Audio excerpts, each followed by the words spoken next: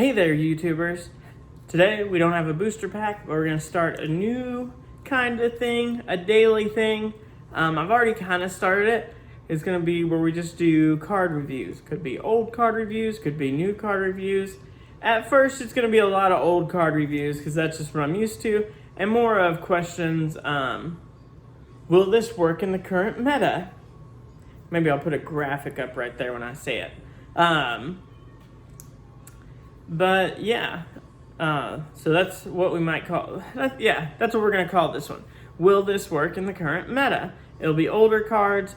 We'll say at least 3 years old, because that's about when I quit playing. So that's about time when Links and Link Monsters came out. So I think that's a good time point, right? If you agree, go ahead and comment.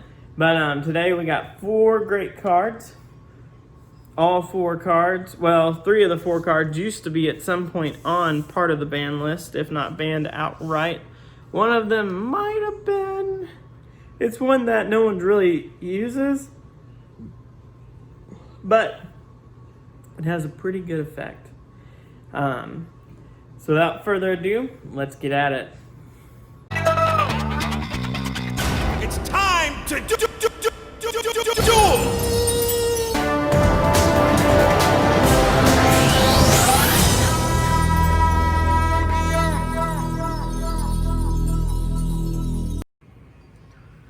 Okay, so first but not least, we're going to start with Spell Canceller. So Spell Canceller is a 5-star, so only requires 1 tribute. Only has 1800 attacks, so not that strong, but its effect, as long as this card remains face up on the field, all spell cards cannot be activated, and the effect of all face up spell cards are also negated.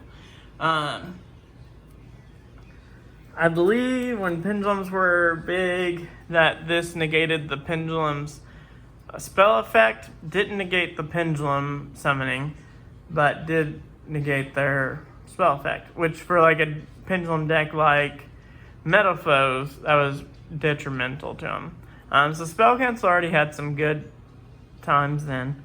Other than not being drawn out that well, not too much there. Now most of the cards we rely on monster effects, but I think negating all spells is pretty good. Now, unfortunately, Spell Canceller is pretty weak, so that was always its problem was, yeah, you got it out there, but it's not that strong. So, I mean, what do you do? Nonetheless, with the right support out there nowadays, just like Genzo, I think it has a good chance of being in there. Only downfall is its wind and machine, whereas Genzo's dark and machine. The machine factor doesn't really help them unless you run a machine deck, but I don't see too many of those or foresee too many of those right now. But the wind part's the huge killer and still requires a tribute. So that's it for Spell Canceller. Put it back up there. Next is Sangan. I don't know if I'm saying its right name right. So Sangan, like its other precursor, which we're also going to talk about, don't worry, we will. If you know what it is, don't spoil it for everyone. When he's sent from the field to the graveyard, you can add 1 monster with 1500 or less attack from your deck to your hand, but cannot activate cards or the effects of cards with that name for the rest of this turn. You can only use the effect of Sangan once per turn. So yeah, he's kind of one of those cards that you just kind of set. Maybe you tribute out him for Spell Canceller. Boom. Maybe you grab a hand trap. His precursor card or his counter card I think is a lot better. But there's a lot of monsters that have 1500 or less attack. A couple good ones, just to name a few. One that I'm looking at maybe using in my Blackluster Soldier Envoy the beginning deck is Envoy of Chaos, which of course has right exactly 1500 attack. So that's a good one that you can have. And it's a hand trap as well, because it's a quick effect from your hand. You can discard it. And it's a dark monster in your graveyard. It's a dark monster you pull out. Not ideal because it's dark and dark. I mean, you'd rather probably have a light monster in the graveyard. So another good one, not really, kind of a hand trap, is Psy Fame Gear Gamma.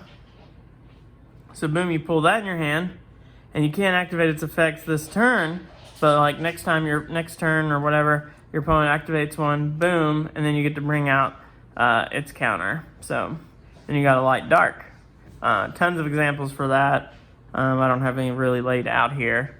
But yeah, Sangan, in his time and his greatness, was a great card because he was one of the few cards that you could actually pull from your deck. And that's what got him put on the ban list, because you could search out any card with 1500 or less attack. And next, as you all expected who know about Sangan, question. Just kidding, we're getting to it, don't worry. So question, I don't think it was ever on the ban list. It might have been, just because it's kind of like Monster Reborn in a sense. But, oh yeah, you can see this one's a real OG because it says Magic card on it. That's how you know I've been playing for a while. I wonder how much this one's worth because it says Magic and it's first edition. But if the card becomes better, maybe you can worth more. But yeah, when activating this card, your opponent cannot check cards in your graveyard.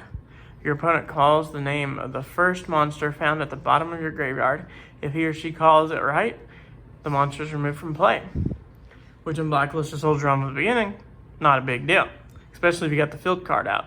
If he or she calls it wrong, the monster is special summoned on your side of the field in face of attack or defense position. So question, I mean,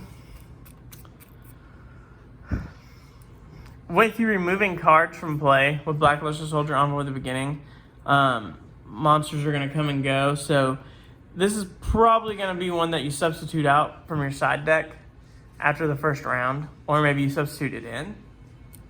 And then your opponent doesn't expect it, you know? But I think it's more of one that you just kind of keep in your deck.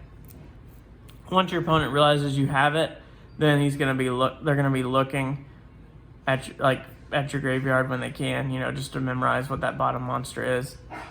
So really, it's a one and done card. But I mean, it's a special summon. And if you can get your opponent on that, and like I said, with the new field cards, I don't know if they're new, but the newer field cards with Chaos decks, I mean, pretty good. And the final card, you might actually saw it on the side there, sorry. Teaser, just kidding, I did on purpose. No, I didn't. Witch of the Black Forest.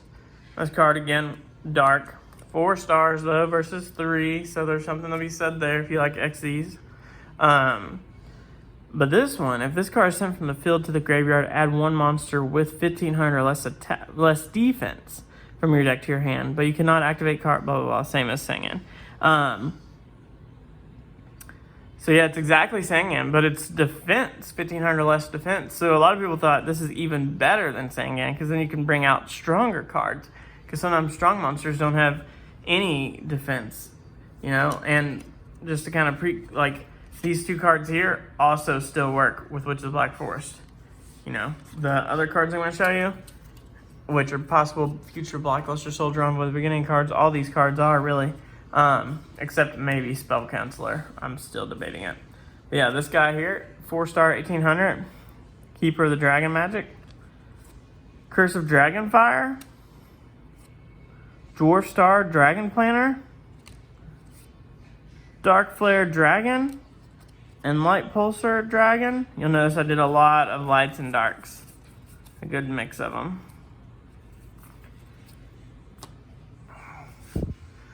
So, which one of these cards do you think are best suited in the current meta? Or which card will become part of the new meta? Let me know in the comments what you think. And as always, please like and subscribe to check out more videos and support the channel. Hope you guys have a great day. Later!